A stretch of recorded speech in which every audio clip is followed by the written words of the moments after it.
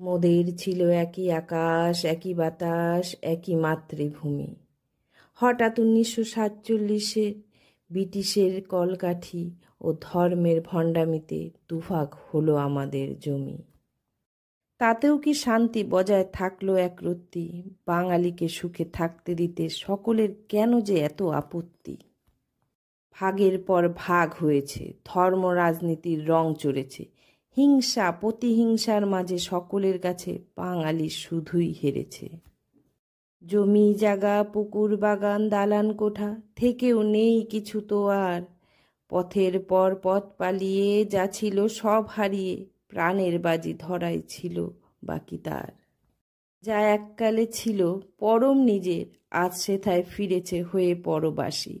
আশ্রিত হয়ে নিজের ভূমিতে নিজেই যেন এক অচেনা দাসী। যাক, তবু ফিরিয়ে দেয়নি, দূরেও রাখেনি করে তারা অচেনা।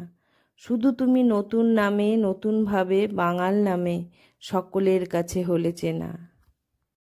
আজ আবার কে যেন দরজার কড়া নাড়ে আর বলে, এলি কবে তুই এ দেশে? অনুপ্রবেশ করিসনি তো ছলে?